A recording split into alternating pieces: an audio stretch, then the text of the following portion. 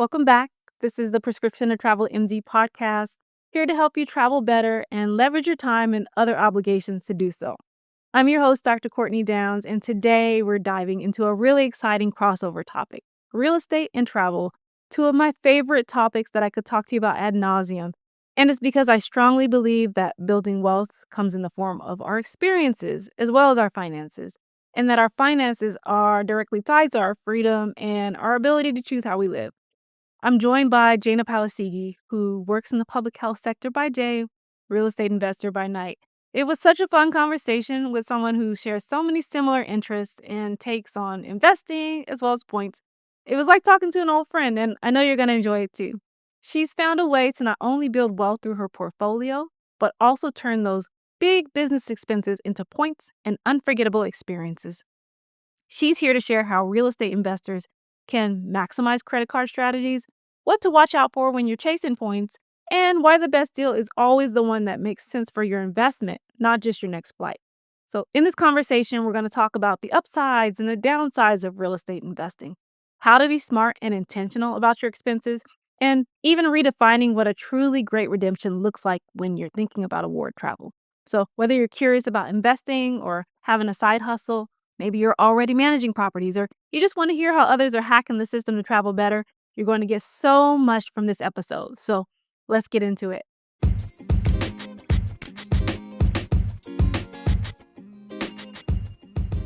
I'm so excited to have you here with us, Jana. Thank you so much for having me, Courtney. I really appreciate it. So I always like to start by learning a little bit about who I'm interviewing so that way the audience can get to know you better. So tell us a little bit about yourself.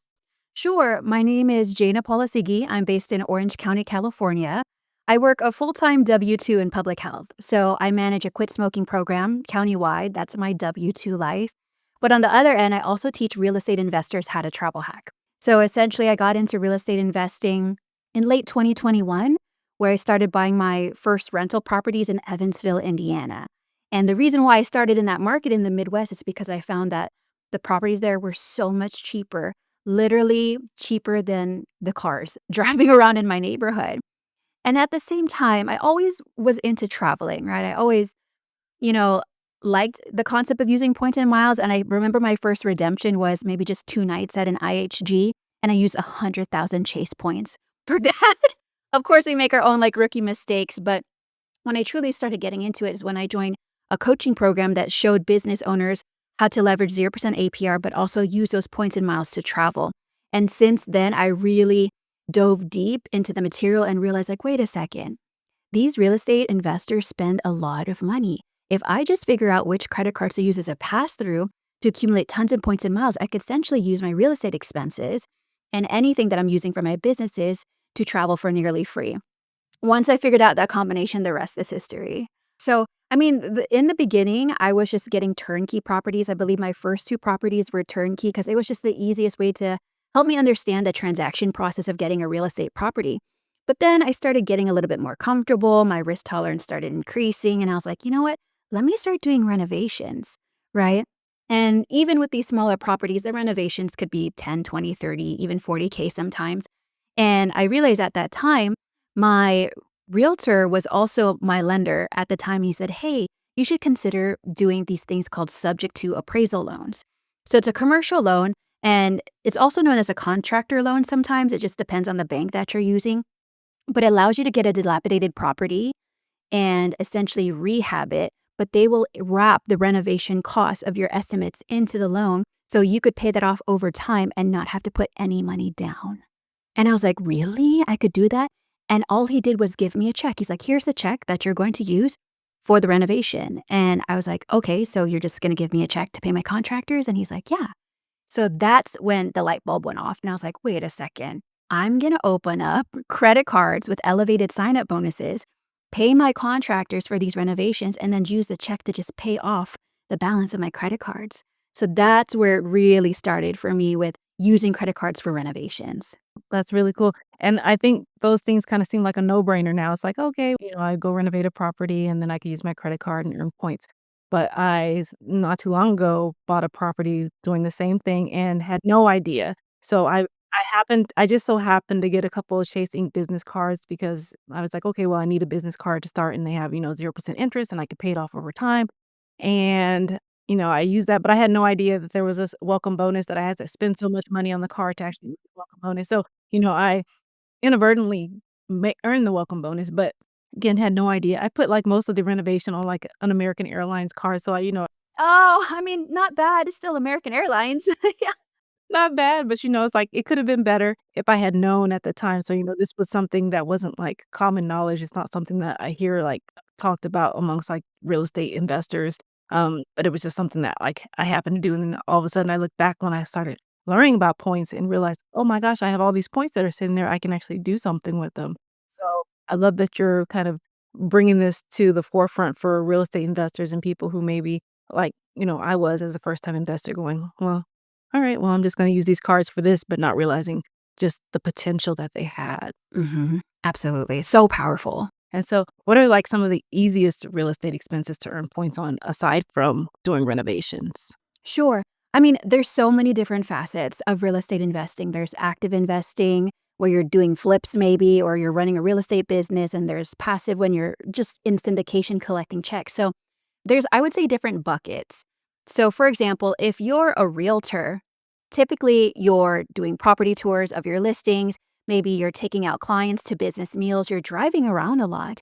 So, the easiest way essentially is if you get the Amex Business Gold Card, you get 4x on dining and 4x on gas. And that is super easy and automatic because that's already your normal business expenses as a realtor.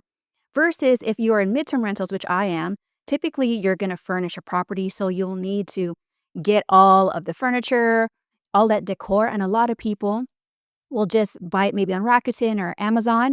And that's an opportunity to stack points and use your credit card to get tons of points and miles because it could, be tens of thousands of dollars to furnish a midterm rental or specifically a Airbnb when you're a little bit more competitive. You need to buy that hot tub, maybe get that pickleball court, right? Make it a little bit sexier. So those would be like some simple ways. Another way is for someone like me, if you're an Airbnb co-host, you have a lot of software because we operate Airbnbs remotely from Orange County, but we do it in Alabama and Euclid, Ohio, previously in Michigan, and even in Houston, Texas.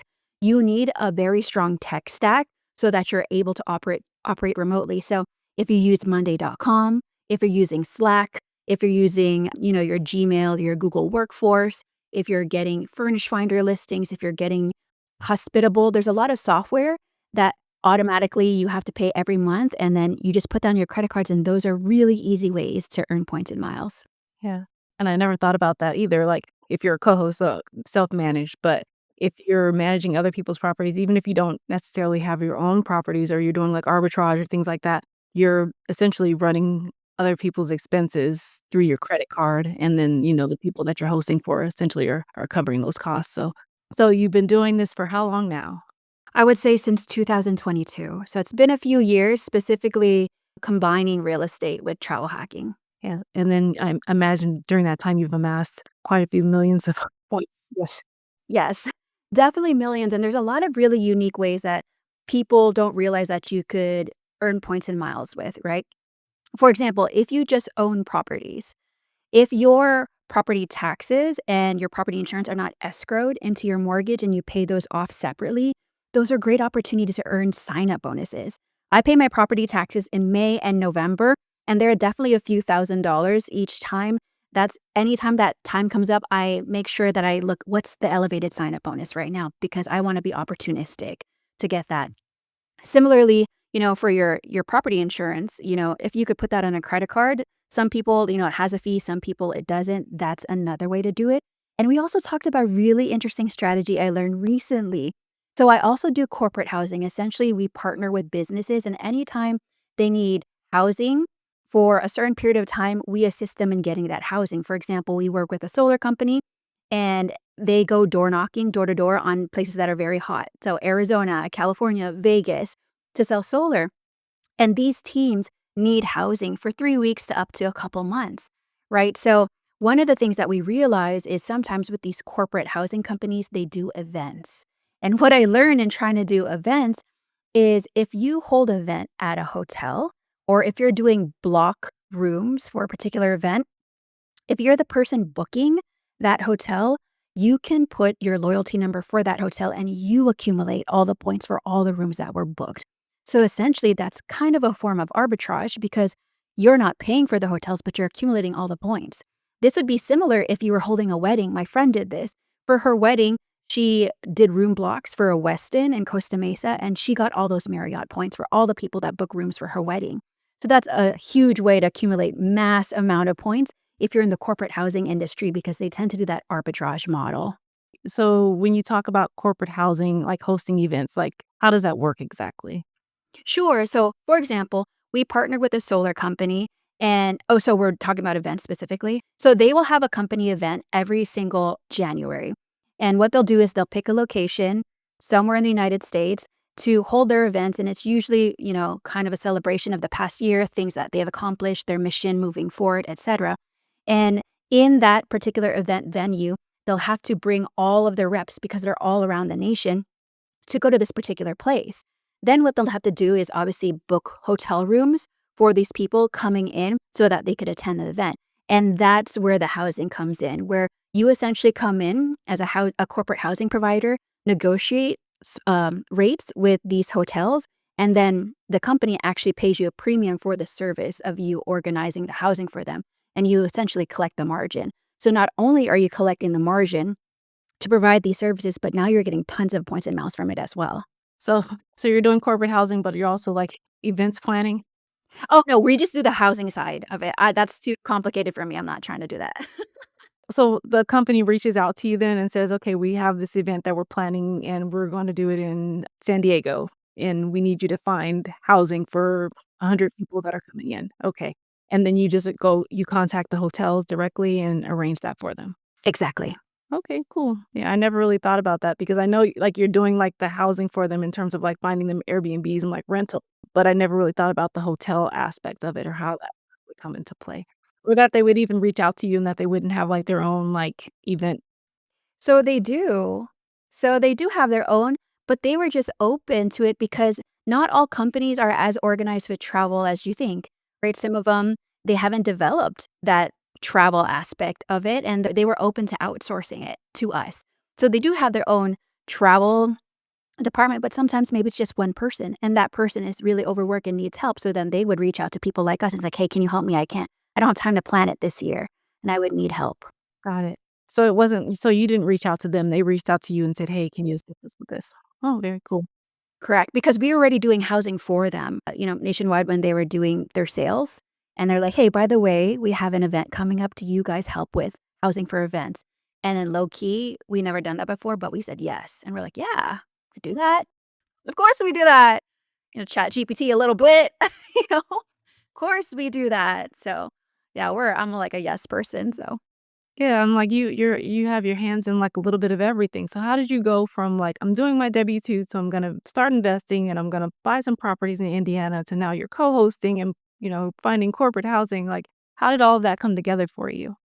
Sure. So during the pandemic, it changed everyone's life essentially. And for me, it really gave me the urgency to learn about financial literacy. Because while I do enjoy my W 2, I knew I didn't want to work my entire life. So I knew I had to figure out different ways to make additional income. So I dabbled into stocks. I even did some crypto. I was mining Ethereum when it was still proof of work during the time. And then eventually I didn't met, like, my friend told me he started investing in real estate, and that's where I really found that the slow game of accumulating properties, building equity, and still getting cash flow still allows me to work my full-time W-2, but build my nest egg and diversify it at the same time, right? So I got to a point where, I have 10 doors now in Evansville, Indiana, and obviously these Midwest rentals are never gonna replace my OC income, right? So I tried to figure out different ways to increase my income even more. And that's when I got into active real estate investing. That's when I started co hosting, right? Because you take a fee. That's when I started doing corporate rentals. And another way I added passively is I'm a limited partner, which is an equity investor of the luxury boutique hotel Terra Palm Springs. And essentially, you collect checks quarterly. You're not really active in the management of the hotel, but you're an investor. So you don't only just get what we call like mailbox checks, right? You just get those checks all the time. But typically, the equity you get is in the sale of the property later on. But what's really cool, Courtney, is this week we're gonna be able to book, Terra Palm Springs on points. I can't announce it yet, but it's supposed to be tomorrow, but that's just so wild, like you said, this journey, I just started out on a W-2, and now I'm an investor in a hotel that you could travel hack, and I'm a travel hacker. Wow, what a dream. That's amazing. That's amazing. I love it, I love it. And so you're doing all this travel hacking and you've got different businesses that you're, working with, and I can imagine you've amassed a lot of credit cards as well as the points. So how do you keep that organized? Yeah, some people always ask me, they're like, "Do you have a spreadsheet? Do you know?" I mean, I use card pointers here and there, but honestly, I'm not using all credit cards at the same time all the time. There's really only a rotation of maybe 5 or 6 credit cards I'm using at one time. And what I do is at the end of every year, I do a credit card audit. I know particularly when I'm getting into a credit card, I know if it's like a keeper or if it's a one and done kind of card. For example, I just got a one and done kind of card, which is the Barclays American Airlines Red Aviator card, right? Because that's gonna go away in September, and I was like, "I need to get this bonus before I can't get it anymore because it's not even gonna exist." Right? So I know that I'm just gonna get the bonus, use that for a year, and then after a year, I'm gonna cancel the card. So I wish I had a better system for people, but for me, it works. I'm able to just memorize it. Sorry, there's no secrets for me. If you need an Excel sheet, that's great, or an app, there's plenty that assist, but I'm able to keep it in my head pretty organized.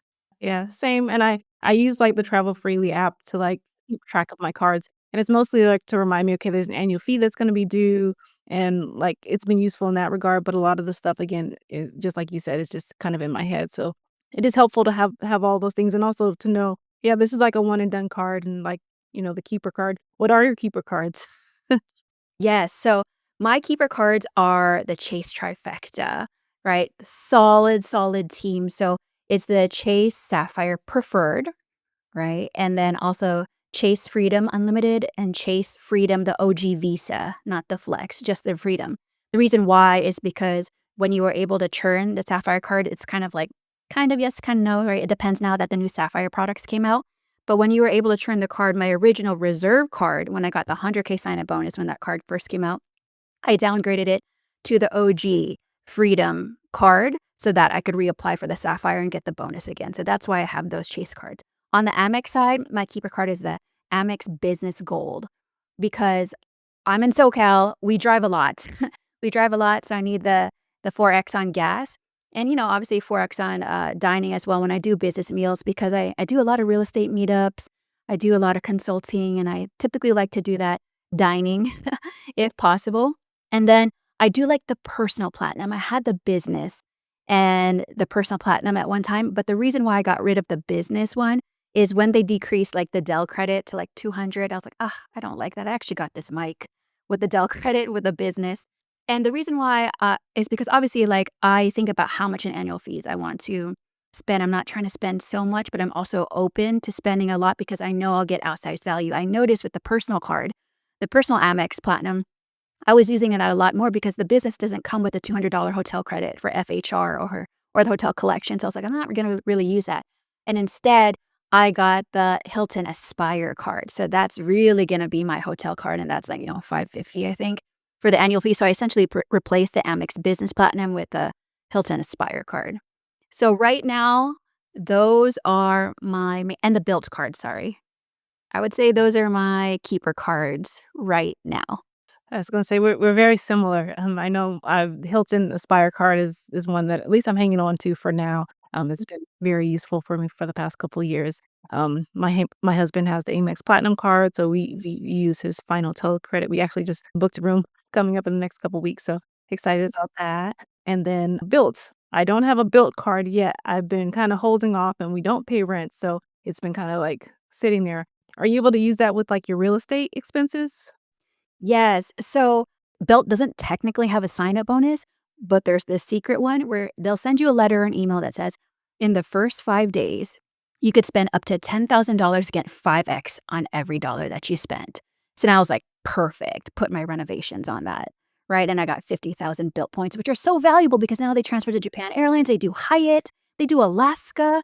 They're kind of like above Chase and Amex now, but they're just harder to earn. Right, and the Build card is really good for people who do Airbnb arbitrage. So if you're, a long-term tenant of maybe an apartment complex and you're paying that long-term rent, but you're actually charging a premium on Airbnb, people use a built card for arbitrage to collect tons of points and miles. Also, Courtney, I have 3 data points from 2 different people, but this 3 data points that they already put their mortgages on Built. No fee, so I'm gonna try that. Yeah, are you gonna try it? Hey, what's funny? I'm gonna try it because I was like, "Wait," and it's 2 different completely different people, and they're like I was like, "Wait, your mortgage, not your rent." Someone else messaged me about that too because, like, the Mesa card came out where you could put your mortgage on there, and they were like, "Well, Mesa has been, like, kind of a headache and all these things," and, like, "I already use Bill to pay my mortgage," and I'm like, "How?" And I don't know if it's, like, legit, like, I don't know that like, the fine print said that you're not supposed to, so I don't know if how that works, but I know people have managed to do it. Literally, people have and yeah, people ask me about the Mesa card too, and I like the concept, but I don't like the travel partners. I'm like, I don't use them. I mean, I forget which were I was just like, "Eh." So that one, but I have other cards for that. I'm not gonna get a new card for that, especially if Built's already trying to do mortgage and people are already doing it. One person I know puts 2 mortgages on their Built card. I'm like, "What?" And then the other guy says, "I just put 1. I could put 2, but I'm scared." And I was like, "I will be the scared person. I'll just try it with 1." Or you have to let me know how that goes. I will. It's on my to-do list. It's like, try to put bills on your mortgage. Yes, yes, I'm, like, even trying to figure out because you can pay your HOA fees and all those things using the Bill card, and so I was just, like, trying to figure it out, and I'm like, I've got my hands in, like, all these other things, and so I would love some data points on how to do that easily. Definitely. I'll let you know. Like, I had to keep asking my friend. I was like, "Wait, what do I do here?" He's like, "I know it doesn't make any sense, but you just have to do it this way." I was like, "It's on my list, Courtney. I will let you know if I could do it." When you figure it out, yeah, for sure. So Built also has a way for you to buy a home and earn points, earning points, when you purchase a mortgage using one of their real estate agents. What are your thoughts on that as a real estate investor? I don't wanna use their agent. That is what it is. I think it's for people who are, like, maybe buying their first home and, like, the convenience of an ecosystem that earns points and has an agent, but then the day, you wanna be able to pick your agent because they're gonna be the ones that vouch for you. Real estate investors want the best deal, and typically, they'll get the best deal with an agent that negotiates for them. Some people don't even use agents because they're an agent themselves, right? So they could keep that commission fee, right? So as a real estate investor, when I saw that, I was like, "Ah, I knew there was a catch." I was like, "I knew it." Yeah. American Airline or American Express had a similar program, like, through, like, the RPG, like, several years ago where you could buy a house and get your mortgage points by using one of their agents, but I think the program still exists, but it's no longer linked to American Express, and theirs was 1-to-1, and Built is 1-to-2. So, if you buy a home for $400,000 and you use one of Built's agents, then you'll earn 200,000 Built points, which Eh, you know, I mean, I think that's great, but I was like, what if you were trying to get that 100K house at 80K? You know what I mean? A real estate investor would rather get a better deal on a property than get more points for the property. And also, real estate investors already have so much spend, they don't care to maximize it in that particular way. It kind of goes against, in my personal opinion, what we're trying to do with our investments because we're trying to get the best deal, not get the most points. Points are just a bonus of what we already do, not what we're trying to seek. And that's why I tell real estate investors, who are a bit overwhelmed because I spoke for this mastermind of like 7 to 9 figure entrepreneurs in real estate talking about travel hacking. One of the guys had a private jet, so he didn't need to know my information. I was like, oh, okay, that's fine. One of the things I did is I had an activity and I said, everyone take out your phones and shout out how many points you had. This guy had 40 million Amex points. And I was like, what the heck? Are you kidding me? And he's like, yeah, I just put everything on it and I don't even use it. I was like, oh my God, that's wild. you're like, "You wanna donate some?" Exactly, and because these entrepreneurs, it's not worth their time to figure out travel hacking, you know what I mean? And they rather get the write-offs for their business expenses instead of having to figure it out, so it's all different, and for real estate investors, I feel like there's a nice medium where it's like, they don't wanna get too into the weeds of understanding points and miles because it could be as complex as you want it. So the simple way I tell them is like, use your Chase points for Hyatt hotels, use your Amex points for flights. Just keep it simple. Yeah, keep it simple. Yep, and that's very simple way to do things, and I run into people all the time who maybe not 40 million Amex points, but, like, millions of Amex points that are just sitting there, and I'm like, "Hey, just open up your Amazon account and tell me how many points you have," because Amazon will tell you, "You have this many points that you can use to buy gift cards," or whatever, and they're like, "Oh, yeah, I see it all the time, but I never use my points," and I'm like, "Do you know how many, like, round trip business class flights you could be taking for you and your family?" And so I've started offering services to people who like your friend who probably has millions of well, probably if he has a jet, 40 million points, he doesn't care about, like, saving money on anything. But there are people who are, like, a little more than, like, middle class or, they have high incomes, and I'm sure they would love to be able to spend their money and not spend $40,000 on flights when they could, spend their points. And so I offer those to them so that way they can use their points and they don't have to dig through the weeds and figure it out. I do the work for them and just, "Here's your points, this is how you use them," and then, they get nice vacation, so, yeah. Excellent. Yeah, and one of the other things that I suggested to these entrepreneurs because they didn't care about travel hacking, not all of them, some of them did and some of them didn't, was when I told them, "This is the thing, your points are not taxed. So, in your business, how about you use your points, if you're not gonna use them, to motivate your employees? Say you did a challenge and you're like, 'Hey, the salesperson that gets the highest sales this quarter will get an all expenses paid trip for you and your family to your destination of choice, completely free.'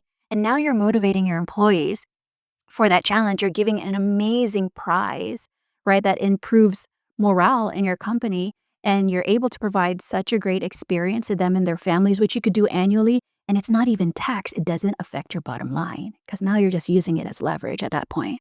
Right, and that's what we care about the bottom line, right? And reducing our tax burden and all those things, and I think it's so important that you highlighted that, yeah, like, points are not, like, everything, they're just the icing on the cake, and so I mean, I wouldn't say cash is king, but, like, the amount that you're earning is gonna be so much more important than the amount of points that you're earning, and so you'd have to keep that in mind. Yeah, if you can save $20,000 on, a real estate deal, like, you're gonna take that over working with an agent to earn 200,000 things, which you can do, like, easily in so many other ways, so you been able to, redeem your points for any fantastic trips that you'd love to share with us? Sure. Let's see. So let's talk about the ones that I have coming up. Recently, this year, I had to replace the roof of my quadplex. And it was about $15,000 in Evansville, Indiana. So obviously the costs in Indiana are much less too, which is nice. 15,000 for a roof? Yes, and it was a flat roof too. So it was nice. And it just so happens coincidentally, perfect timing. I got a mailer for the Amex Business Gold for 200,000 points for guess what? 15K in spend. And I was like, perfect. Oh my gosh. So I obviously used the credit card to pay the roof, and guess what? It even came at the time I checked recently and it's not there anymore. It even came with an offer with 0% APR for 6 months. And I was like, "What a nice little bonus."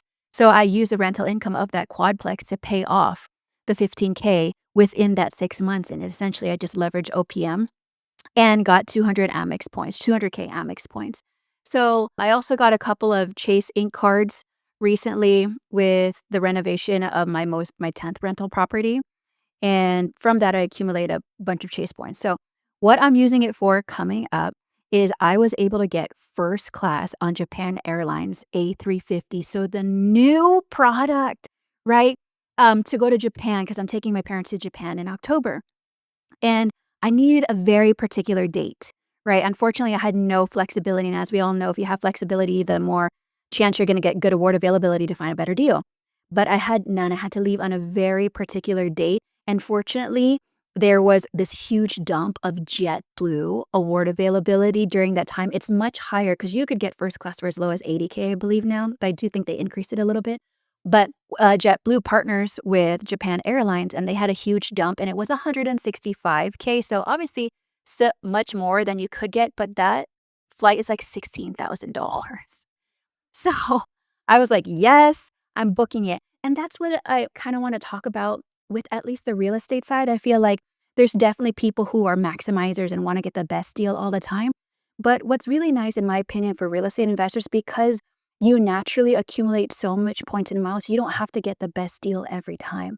It's okay to spend a little bit more points because you're going to accrue that back through your businesses, through your renovations. So go ahead and get that booking that best suits your availability that best suits your schedule because at the end of the day, you're using it. Like you're using those points. And look, I already got those points back. Right. So 165K, no problem. First class. Oh my, I can't wait for that. I can't wait. I'm excited for you. Oh my goodness. Yeah, and that's something I tell people all the time, especially like high income earners or professionals, even if you're not in real estate and you have other businesses or other ways where you're earning points like continuously, like use those points. So yeah, I'd love to be able to take my family for 80,000 points for, family for, it's 320,000 points, which seems like a lot, but not a lot. That's like a great deal to be able to take us on a one-way business class flight to, Asia. But if the deal comes up and it's 140,000 points and it's the date that I need or, it meets, because everyone wants to travel during like summer breaks or like winter breaks. If it meets the criteria that I just need to have, I'm going to spend those points, within reason. I'm not going to spend 600,000 points on a one-way flight. But I'm gonna go ahead and spend those points so that way I can have the convenience and the flexibility that fits me and my family. So, Absolutely. And I love that you say that, Courtney, because I see that for a lot of like high income earners, people who tend to value their time over money, they will definitely pay those points for convenience. Absolutely. And that's one of the benefits of using points and miles that people don't talk about it much. It empowers you to have convenience that typically maybe you wouldn't have spent like $500 to fly to San Francisco from Orange County. But because I had the points for it and I have tons of points, I rather pay for that convenience versus driving to LAX. Right. So it's nice. yep, it is really nice, and I think it's important to highlight that if you're using the points, it's not always about, like, paying $0 to get where you're going. It's not always about being able to get that flight with just the $10 tax, like, sometimes you're gonna have to spend so maybe you do spend, $400 in taxes to get, that round trip flight, but you're flying round trip business class and you're paying less than you would have paid for an economy ticket. So I think you have to keep all those things in mind when you're playing the points game because I think a lot of people get caught up in, like you said, wanting to spend as little as possible to really just maximize their points. But maximization and optimization aren't always about how little cash you can spend. You're getting all these experiences. And what are some of the experiences that you've had already with your family? Okay, so I haven't brought my family anywhere yet, but that's what this year is dedicated to. So, a very wild fact about my family actually is everyone in my family except me has had cancer. So, my mom, my dad, my brother, and my sister have all had cancer. I'm the only person in my family that has 100% of my body because I've never had to have surgery to take something out, right? Fortunately, this year, my sister, she had a double mastectomy, but because she's so young, the oncologist also suggested that she get radiation so that she has the best chance of it not reoccurring. But yeah, she spent this whole year recovering. That was in January, right? So she feels now in the fall, before her reconstructive surgery, because all that scar tissue from the radiation she had to recover from, she can finally feel a little bit comfortable to travel. So I'm taking her to Alila Ventana Big Sur next month for her birthday. And not just to celebrate her birthday, but also to celebrate like being cancer free. It's such a huge milestone. Similarly, for my parents, they haven't traveled in over 15 years internationally together because they both have had cancer. Right? My mom just had a kidney transplant and she's been a dialysis, patient for over 9 years. And so as soon as they got healthy, the first thing that came out of my mom's mouth was, "I would really love to go to Japan." And right away, I was like, "I could take you to Japan. No question." Because that's how empowering points and miles is. It makes things possible for you without having to think about money. So they're going to be in the Philippines at the time. So I just got them a flight from Philippines to Tokyo. But I was able to book the Hotel Toranomon Hills, which is really close to the Ondas Tokyo, which I've been to. It's a Hyatt hotel for 2 nights, all on points. And then I really splurge. I use the Amex Fine Hotel. See, again, this is not a great redemption. It's really not. But because I use my points and I know I can accumulate it, I splurge on the Four Seasons in Tokyo for 2 nights through Fine Hotels and Resorts through Amex Platinum. So that way we could get the free breakfast. That way we could get the upgrade, late checkout, that hotel credit. And they could really feel comfortable essentially living out a dream trip that I was able to provide my family this year because of points and miles. Wow, what a gift. How amazing is it that you can do those things, but you can do those things without worrying about, your own bottom line. I think it's very freeing to be able to do things like that and to just say, "Hey, you know what? I'm gonna give this to you." A lot of times our family members aren't so involved in points and miles.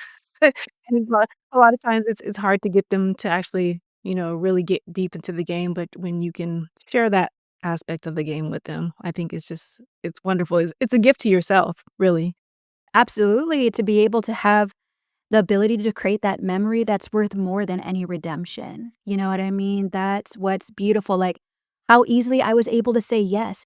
If you asked me 10 years ago if they said that, I would have been like, "Okay, I need to figure out how to." It would be kinda stressful, right? How can I afford to take them to Japan? But now I'm like, "Oh my god, that's so easy to take them to Japan."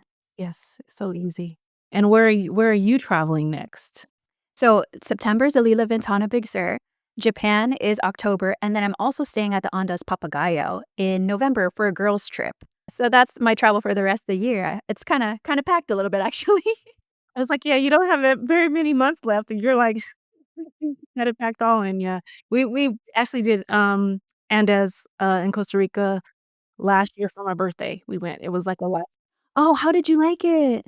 we loved it, and it was like the end of rainy season, and we booked the Hyatt Andes for like 25,000 points a night, which, Oh my gosh, that's so cheap. Okay. that was before it went up. It went up last year. Yeah, and then, I think even then it was like 35,000 points, but then it was like 25,000 points because it was, like, off-peak season, and so I took my mom and my sister and the kids, and we went, and, we were able to just have just an amazing time, and it wasn't even that rainy, so it was it was still a good time to go. So, Good. I have a question though. Are there mosquitoes? I'm very we didn't really have any problems with mosquitoes while we were there. No, I mean, I'm sure that they're there, but, like, compared to, like, some of the other places we've been to, like, we just came back from Kauai, and we were completely fine, and then got home, and then, like, there've been mosquitoes in my house here in Las Vegas. We were flying together, and my kids are like, "The mosquitoes are in the playroom, and they're eating us alive," and I'm just like, so there are fewer mosquitoes in Costa Rica than there are in my kids' playroom, apparently. excellent. Oh my god, thank you so much for telling me. Oh, I forgot. I'm going to the Grand Hyatt Kauai in June. I need your tips. We went for a conference, so we went and had a good time, and so, yeah, you're gonna love it. So lots of options with points and with, getting into real estate can definitely open up those opportunities, so you too can be going to Costa Rica and Kauai and all these amazing places, and not just going to amazing places, but, like, staying at, like, really, really, really nice resorts, just all these opportunities that are gonna be open to you because otherwise we might have just, booked an Airbnb or, stayed somewhere that was a little less pricey. But to be able to afford yourself this opportunity so that way you can travel more and be able to travel better is just it's amazing, so I think a lot of times people hear the upsides of investing and, using points and miles. What are some of the common, like, pitfalls or mistakes that you would, think people should watch out for? Absolutely. Well, I'll first start off with the mindset that at the end of the day, real estate investing is risky, as there's certain levels of risk to any kind of investment. So it's really important to go into the mindset of, sometimes certain things are just the cost of operations. Dealing with these Midwest homes that do typically still cash flow even in this environment, one of the major downsides I would say is if you get a huge capex expense, like a roof repair, your HVAC goes out, that will completely drain your cash flow for a year. Right, and so that's why I think it's powerful to do this while you have a W-2 because having that safety net gives you that higher risk tolerance that, "Hey, if I'm down 15K, I'm not gonna die." You know what I mean? I'm not gonna be, like, so stressed about where's my next check coming from. I'm not gonna be in the red for the longest time. And I think that's why it's powerful to help people understand that, I'm a millennial and I get that there's a lot of W-2 shaming in the real estate industry and that's warranted. Absolutely. But then there are people like me that, like their W-2. And I was like, hey, if you're in a position like that, right, figure out to do it both. Right. That way you can continue to, build your wealth through real estate, still have that active income in the same time and set yourself up for the future. So I would say, obviously, the downsides is, yeah, those repairs. You might have a tenant that you need to evict. And if you're not in a landlord friendly state, that's going to be much harder and more stress. Right. So there's a lot of these things that go on with real estate, but it's all part of the business. And that's why it's up to you to decide, like, hey, do I want to be an active self manager? Do I want to have a property manager do it? What are the numbers that make sense for me and my lifestyle? And most importantly, your time.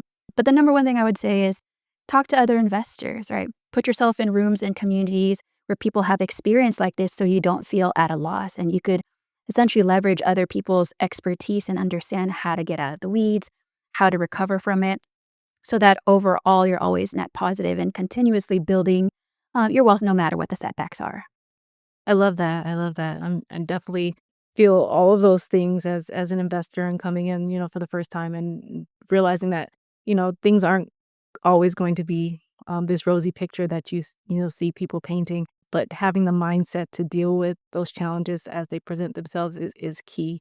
And that's what's going to keep you going forward. And also holding on to your W-2 job. Like I can't leave emergency medicine for or real estate just yet. But it's given me like it creates this atmosphere of like I can do these things and like my risk tolerance, kind of comes into balance because I know like I still have my job. Like even if something happens, I can still carry the mortgage or I can, cover these expenses. You hope those things don't happen, but you know that like it's not the end of the world if it does happen. So yeah, so don't quit your job. Keep it as long as possible, as long as you like it. But if you really don't like it, do what you got to do.